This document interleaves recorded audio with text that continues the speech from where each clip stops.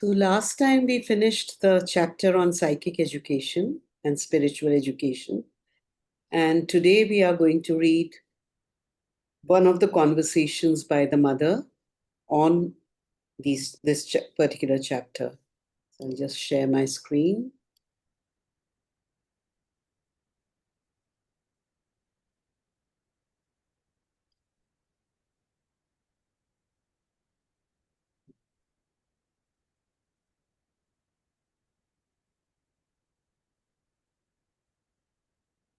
Okay.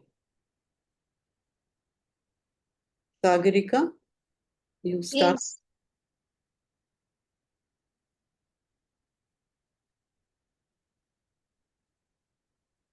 Once the being has entered into contact with the psychic, why does the psychic again hide itself?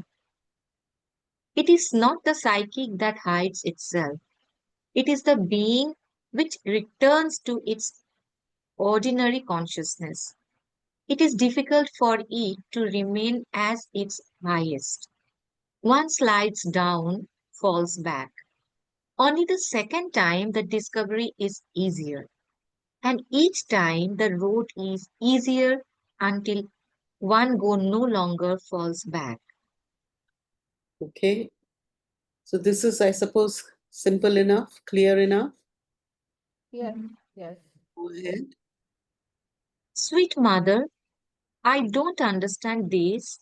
Normally, this discovery of the eternal principle in oneself is associated with the mystic feeling, a religious life, because it is mainly the religion that have concerned themselves with the aspect of life. But it need not necessarily be so. The mystic notion of God may be replaced by the more philosophical notion of truth, and still the discovery will remain essentially the same. But the road leading to it may be taken even by the more tran- intransient positivist. What don't you understand? I mean that what one thinks is not of much importance because thought is formed by the surroundings in which one is born and education one has received. But that is only one way of saying this. And you can say them in all sorts of ways. They remain what they are. What don't you understand? Okay. So I suppose this one is also clear. Any questions? Anything to say? Sorry, I could not understand. Can you make it more clear? This is what the mother has written in the chapter. So Hmm. it's only about that this person does not understand this particular statement that the mother has made. And the mother is saying experience remains the same. You can use any word to describe it, that will not change the experience. And the words you use will depend on the education you've received, where you are born, what culture, what religion, blah, blah, blah. Hmm. Yeah. Hmm. Yeah. Okay. Will you take this up, please? Yes. Puja. If the, oh, sorry, आपने बताइए. Okay. You want me to read this? Yes, please. If the mystic notion of God is replaced by the more philosophical notion, it all depends on what meaning you put into the word God. It is a word, I have told you this at least 4 or 5 times, to express something you do not know but you are trying to attain, but are trying to attain. Well, if you have received a religious education, you are accustomed to call this God. If you have received a more positivist and also a more philosophical education, you are accustomed to call this by all sorts of names. And you may at the same time have the idea that it is the supreme truth. If one wants to speak of God and describe him, one is obliged to make use of things which are the most inaccessible to our consciousness, and to call God what is beyond anything we know and can grasp and be. All that is too far for us to be able to understand, we call God. Only some religions, there are some, give a precise form to the Godhead, and sometimes they give several forms and they have several gods. Sometimes they give one form and have only one God. But all this is human fabrication. There is something, there is a reality which is beyond all our expression, but which we can succeed in contacting by practicing a discipline. We can identify ourselves with it. Once one is identified with it, one knows what it is, but one cannot express it, for words cannot say it. So if you use one kind of vocabulary, if you have a particular mental conviction, you will use the vocabulary corresponding to that conviction. If you belong to another group which has another way of speaking, you will call it or even think about it in that way. I am telling you this to give you the true impression that there is something there which cannot be grasped by thought, but which exists. But the name you give it matters little. That's of no importance. It exists. And so the only thing to do is to enter into contact with it, not to give it a name or describe it. In fact, there is hardly any use giving it a name or describing it. One must try to enter into contact, to concentrate upon it, live that reality, and whatever the name you give it is not at all important once you have the experience. The experience alone counts. And when people associate the experience with a particular expression, and in so narrow a way, so closed up in itself that apart from this formula, one can find nothing, that is an inferiority. One must be able to live that reality through all possible paths, all occasions, all formations. One must live it, for that indeed is true, for that is supremely good, that is all powerful, that knows all. That, yes, one can live that, but one cannot speak about it. And if one does speak, all that one says about it has not great importance. It is only one way of speaking, that is all. There is an entire line of philosophers and people who have replaced the notion of God by the notion of an impersonal absolute, or by a notion of truth, or a notion of justice, or even by a notion of progress, of something eternally progressive. But for one who has within him the capacity of identifying himself with that, what has been said about it hasn't much importance. Sometimes one may read a whole book of philosophy and not progress a step further. Sometimes one may be quite a fervent devotee of a religion and not progress. There are people who have spent entire lifetimes seated in contemplation and attained nothing. There are people, we have well-known examples, who used to do the most modest of manual works, like a cobbler mending old shoes, and who had an experience. It is altogether beyond what one thinks and says of it. It is some gift that's there, that is all. And all that is needed is to be that, to succeed in identifying oneself with it and live it. At times you read one sentence in a book and that leads you there. Sometimes you read entire books of philosophy or religion and they get you nowhere. There are people, however, whom the reading of philosophy books helps to go ahead. But all these things are secondary. There is only one thing that's important. That is a sincere and persistent will, for these things don't happen in a twinkling. So one must persevere. When someone feels that he is not advancing, he must not get discouraged. He must try to find out what it is in the nature that is opposing, and then make the necessary progress. and suddenly one goes forward. And when you reach the end, you have an experience. And what is remarkable is that people who have followed altogether different paths with altogether different mental constructions, from the greatest believer to the most unbelieving, even materialists, have arrived at that experience. It is the same for everyone because it is true, because it is real, because it is the sole reality. And it is quite simply that. I do not say anything more. This is of no importance the way one speaks about it. What is important is to follow the path, your path, no matter which. Yes, to go there.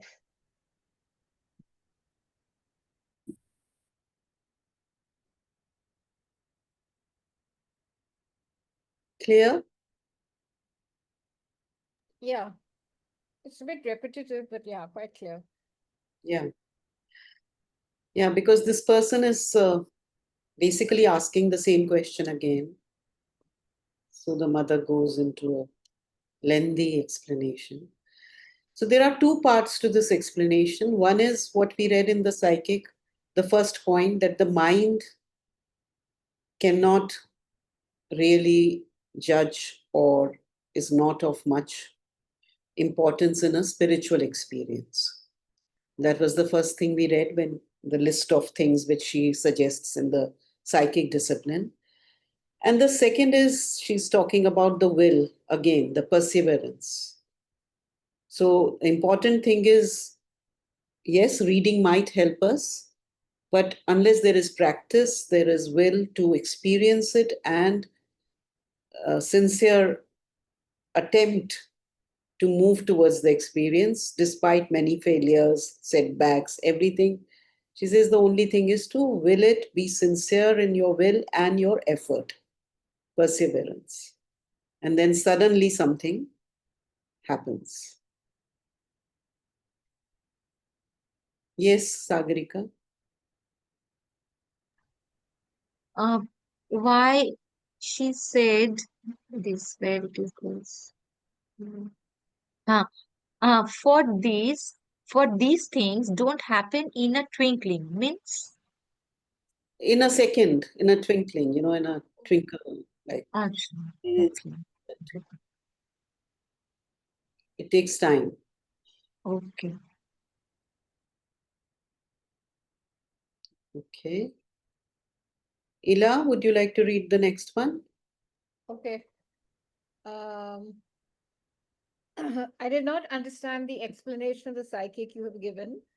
One could say, for example, that the creation of an individual being is a result of the projection in time and space of one of the countless possibilities latent in the supreme origin of all manifestation, which, through the medium of the one and universal consciousness, takes concrete form in the law or the truth of an individual, and so, by progressive development, becomes a soul or psychic being.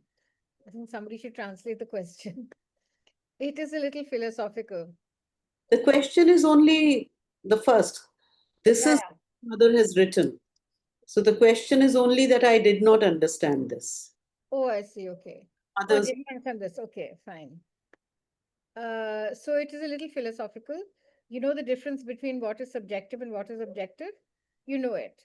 Well, imagine precisely this reality we were speaking about, which is at the origin of all things, passing from the subjective to the objective state. That is what was within, that is, what was within becomes as though projected outside. It is the same thing. It is a state that changes. And so within it, there are all the possibilities of objective existence. Within, they are unexpressed, unmanifested. Outside, they are projected as a picture is projected on the cinema screen. We see it before us. And every element that was a possibility within a law becomes a law of a realization. And every one of these possibilities becomes a reality of a being, of an individuality, if you like, of something existing objectively. And it is that law which is the origin of the center of the psychic being. It is the truth of the being or the law of the being. The Buddha called it the law. He spoke of the dharma. It is the truth of the being. It is that which binds it again indestructibly to its origin. And that is the starting point of the psychic being. And so, even as this develops, like the picture on the screen, it takes a more and more complex and precise form in the manifestation. But the reality of that form is one. It is bound to the one. And all the units are linked together and reproduce the one. Is it not easier looking at the child? It is still more difficult, but indeed, that's what I have said here. Any questions about this?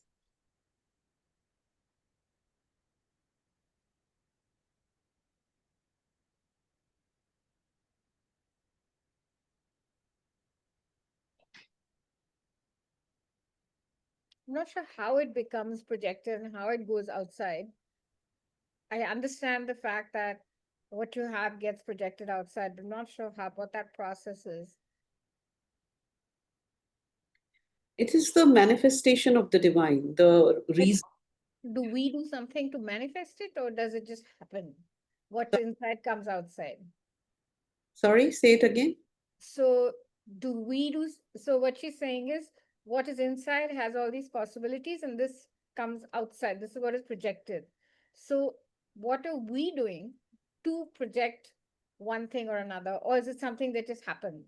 No. Here she is explaining how the psychic, what is the psychic and how it is projected in time and space. But is Actually, it by us doing something, or does it happen automatically? sorry?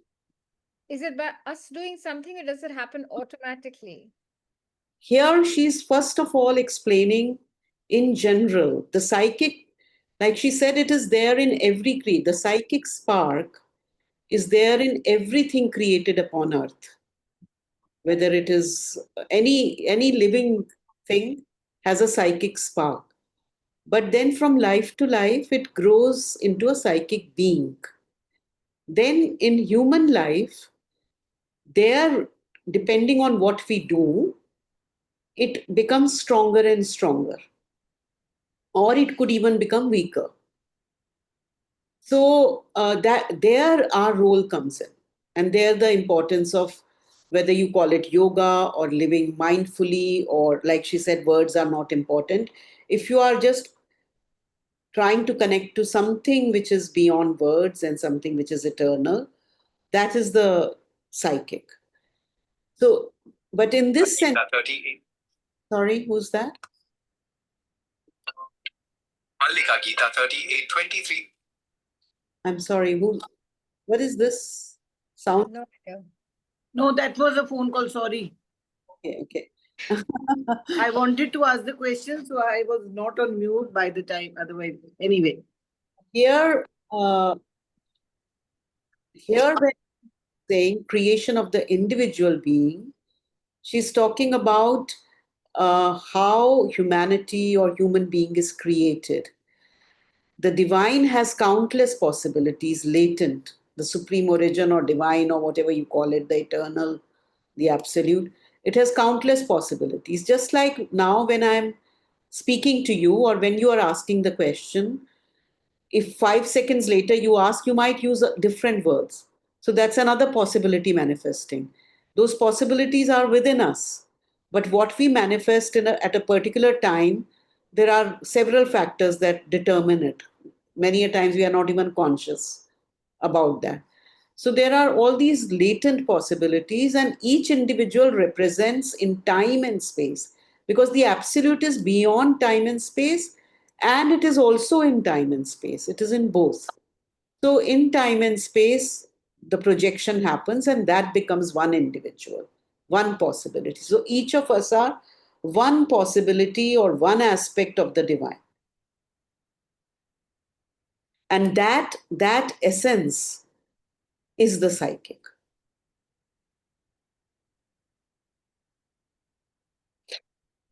Yeah, Kirti, you wanted to say something? Yeah, I want to ask you. She speaks about the objective and the subjective thing, na? Yeah. Which is at the origin of passing from the subjective to the objective state. है ना? This is the third line or the second line after the italics. Yeah, right. है ना? So Yeah. how do we connect it now to our what she's talking about. Now, which is the subjective and which is the objective state? A little clarity on this. It is what is within. In this context, what is unmanifested. Objective is what is perceptible by our outer senses. One can see. Once a child is born, you can see it now. So it is manifested. The individual is manifested. Once the person dies, you can no longer see them. So, in that sense, to us, they are unmanifested. So, what is manifested, to simply put, what is manifested is objective, she means, and what is unmanifest is subjective. Very simple. Yeah, in this case, yes. But when we also say, we use these words in other ways also, no? Subjective and objective. That if I pass a judgment on somebody, I'm being very subjective. What is the objective proof of it, what I'm saying? What is the evidence? Why am I saying that person is very smart? That person is dumbo? What is it? So if I give evidence which is concrete, perceptible to anybody, then it becomes an object. I mean, that is how in the real world we kind of talk about these things. Although, as Sri Aurobindo says, in the final analysis, nothing is objective, because even when we are being objective, it is our subjectivity that is influencing our objectivity, just to confuse you a little bit. Yes. And also, when it says that the dharma, so it is the beginning of the manifestation of the psychic. So, doing, like, if I was to put dharma in really simple, so doing what we were born to do is the starting point of manifesting the psychic. Root of the word dharma is dhri in Sanskrit. Dhri. Dhri means to hold. So that which holds my Your voice is breaking, Anuradha. oh, is it breaking for everybody? Yeah. Okay. So that dhri is the root sound for dharma from Sanskrit, and dhri means to hold. That's why, dharti, all these words which hold, support, or other foundation. So that is what is the true meaning of dharma, not religion. Dharma is the law of your being, and each individual has a different law, because Right. each one has a unique possibility of the divine. That's why earlier also she says, now you follow the path, your path, no matter which. She doesn't say you have to do integral yoga or this or that or anything. She says you follow your path. What is important is that you start on this journey, discover your path. If you come to integral yoga, fine. If you go, she's speaking to children, right? So she's not saying that all of you have to now follow Sri Aurobindo and Mother or anything like that. So it is your path that you have to follow, whatever comes to you.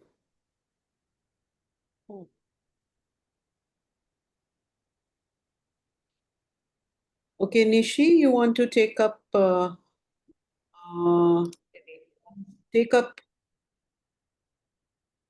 don't know, take up till here maybe. Yeah, I think, yeah. Sweet mother, you have said, give up all personal seeking for comfort, satisfaction, enjoyment, or happiness. Be only a burning fire for progress. Take take whatever comes to you as an aid to your progress and immediately make whatever progress is required. Yes, that is quite simple. It is very clear.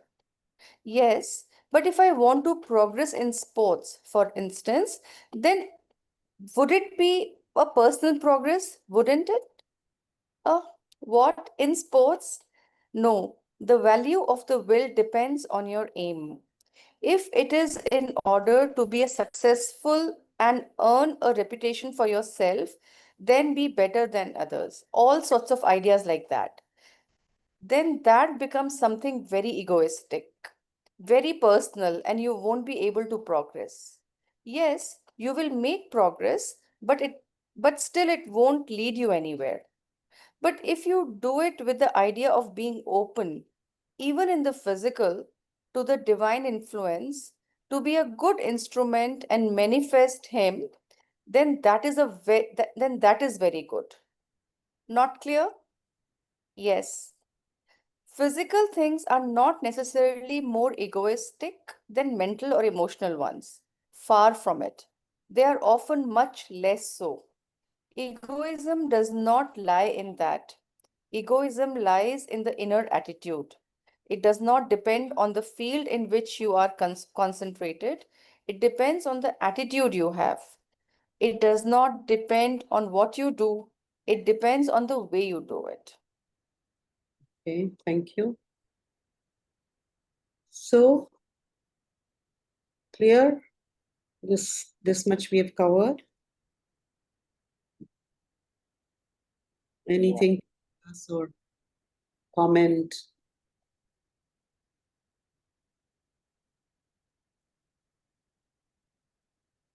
Mm, Can I ask something? Please make it clear. Uh, What is I- not sorry, it does not depend on what you do. It's clear. It depends on the way you do it. वो तो way you do it पता है पर physical में way to do it means what sense? Like I'm doing my exercises regularly. Okay. So कभी मुझे अगर दर्द होगा तो I skip that. तो मतलब so here when she says way you do it, she's talking about your intention, why you are doing it, and what is the attitude you have. Who are you doing it for? So the example she gives here that now most of us, most people in the world, if they develop a skill, it is generally for a particular result. You know, they have to compete or they want to be successful, whether it is skill in any domain, need not be physical only. In any, when we study, you know, it is for to get a job, to get do this, then to feed our family or to earn money or become famous or blah blah blah, all these aims related to the outer personality, to live a material comfortable life upon earth, right? Or even if it is for the family, still it is, the aims are not to serve the divine or to serve a higher purpose or serve something, to become an instrument for a, you know, evolution of humanity or evolution of earth or for perfection or whatever. So that is what she's saying makes the difference. The progress, when you, we have to live in life, we are not going to sit in caves and meditate. So the progress has to happen through whatever work we do. So what should be the attitude in work? That it is something that you feel that you are doing and you dedicate it to something higher. Of course, you will gain personally. It is not that you have to be a martyr and say, oh, now I'm feeling happy, I should not feel happy, then it is egoistic. It is not that. The happiness and all will come. But the reason you are doing it is not to satisfy your personal desires, although they will get satisfied, but for something else. For a more, like in Science of Living, she said, na, that your aim should be noble, disinterested, generous, all those things she said. So that is what again it is being referred to. So way is not how I bend my body or this thing. Way means the attitude I have when I'm doing the exercises. So even if you take a moment to, you know, offer and say, let all tamas go away from me through this exercise, because I want my body to be filled with light or energy so that it is healthy to serve the work I've come to do upon earth, even if you don't talk of Mother and Sri Aurobindo, but whatever. That, you know, there is a something which is goes beyond your immediate convenience, comfort, desires, etc. Thank you.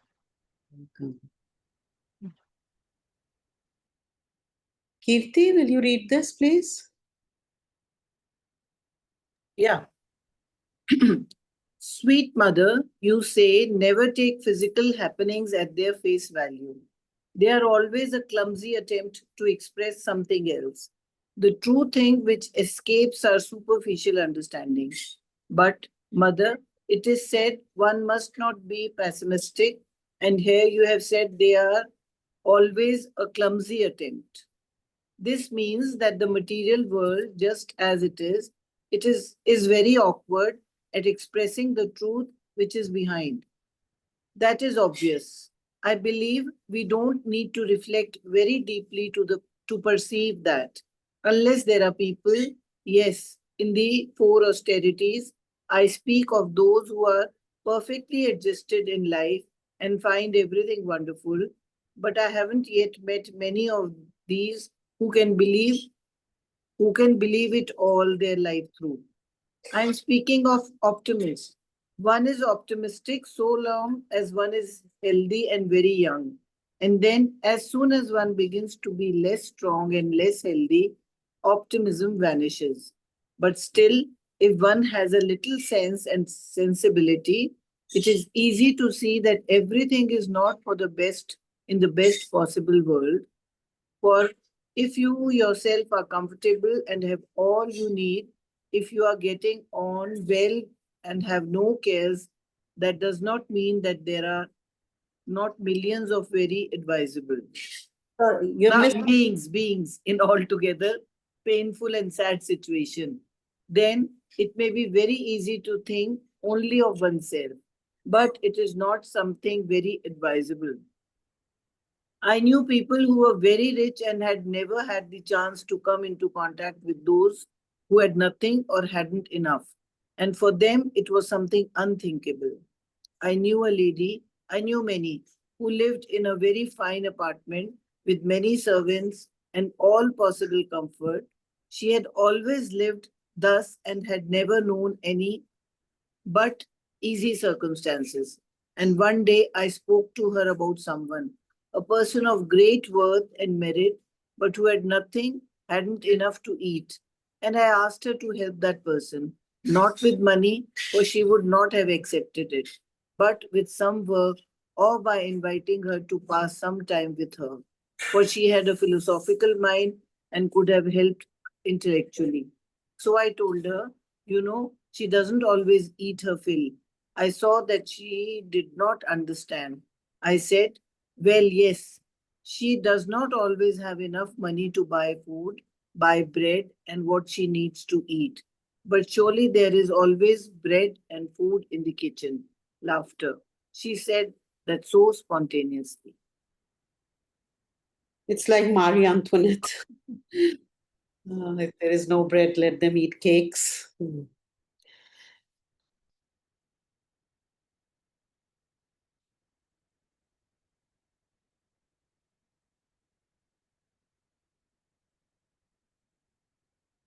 So she's not saying that be pessimistic, but she's also questioning optimism and showing its limitations, and somewhere pointing towards true optimism, which can only actually rest upon faith and deep and wide understanding of why there is pain in the world in the first place.